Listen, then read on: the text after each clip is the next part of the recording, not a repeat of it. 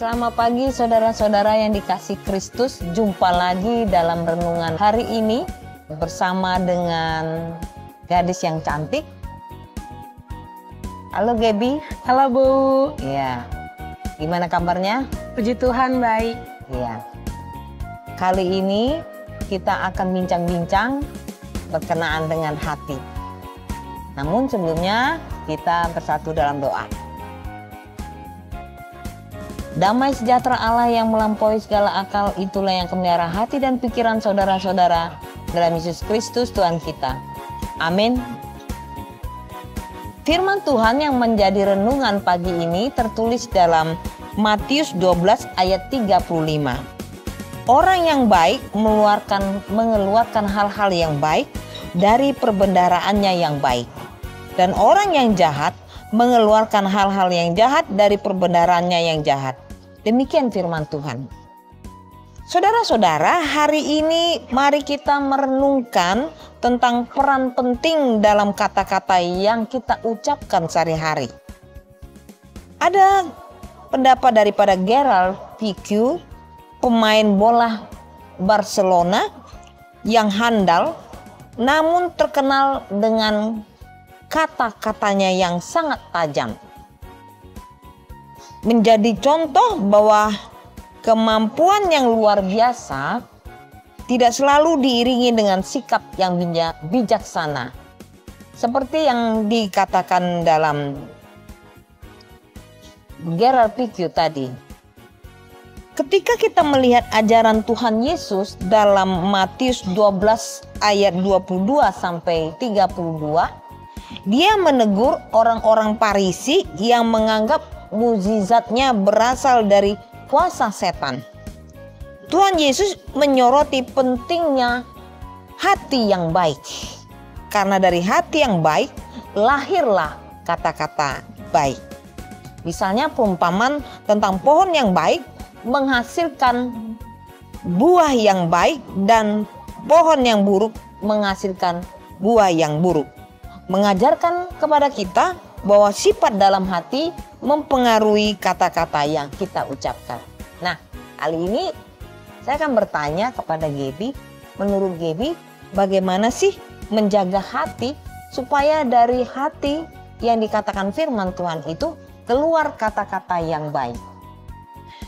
Menurut aku, bagaimana cara menjaga hati supaya tetap baik dan outputnya juga baik, itu kita harus punya hubungan yang baik dengan Tuhan dan memasukkan hal-hal yang positif di dalam pikiran kita, dalam hati kita, agar apapun yang keluar dari pikiran kita, dari mulut kita itu adalah hal yang positif gitu.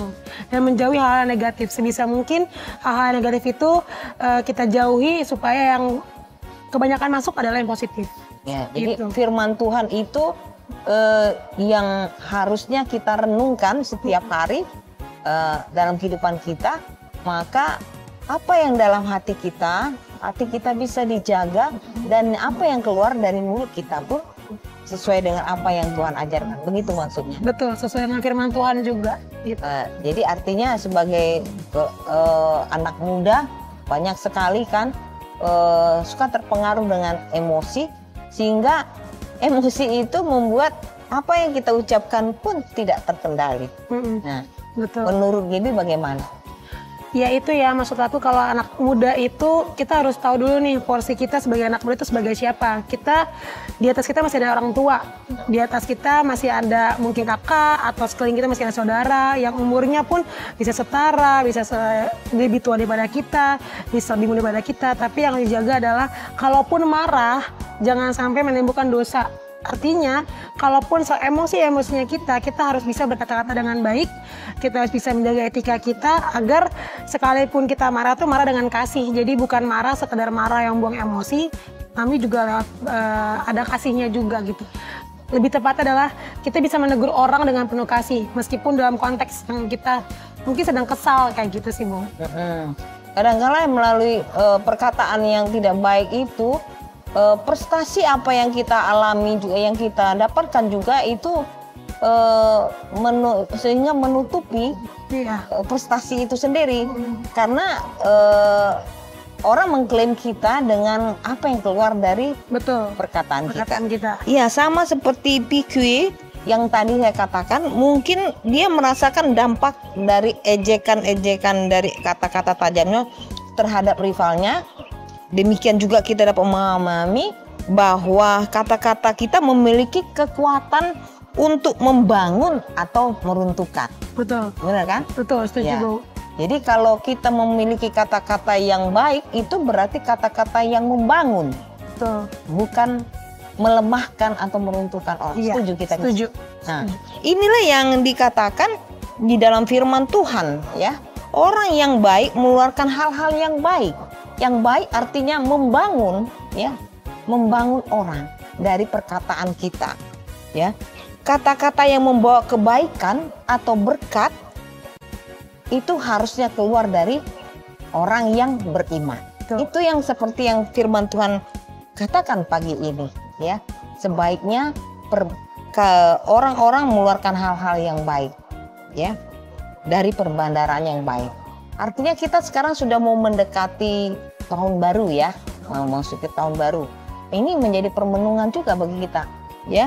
Apakah kata-kata yang kita keluarkan itu membawa kebaikan dan berkat bagi orang lain atau tidak? Setuju nggak? Setuju. Itu. Karena itu, kira-kira apa yang GB bisa sampaikan melalui firman Tuhan ini soal perkataan yang baik itu, yang membangun itu? Yang bisa aku sampaikan adalah perkataan kita itu bisa menimbulkan dua hal, yaitu kayak tadi Ibu bilang, membangun atau meruntuhkan. Artinya apa yang sudah keluar dari mulut kita itu tidak bisa lagi diulang lagi kembali karena lidah nggak bertulang. Jadi apa yang kita sampaikan itu sebaiknya dipikir dahulu agar apa yang bisa kita keluar dari mulut kita itu juga kata-kata berkat menurutku. Supaya kadang mungkin bagi kita mengeluarkan kata-kata yang itu semudah kayak ya sejeplak aja gitu, tapi kita nggak tahu apakah efeknya kepada orang tersebut, apakah bisa membangun dia atau malah menjatuhkan dia. Itu yang menurut aku paling concern adalah dipikir dulu sebelum kita mau berbicara kepada siapapun.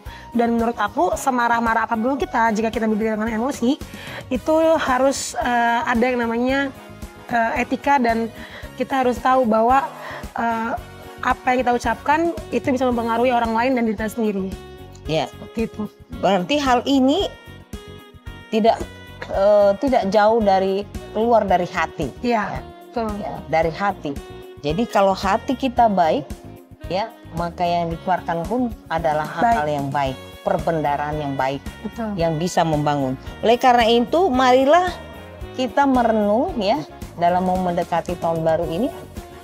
Marilah kita merenung setiap hari, menjaga hati kita agar selalu bersih dan kudus dengan hati yang dipenuhi oleh kuasa dan kebaikan Tuhan.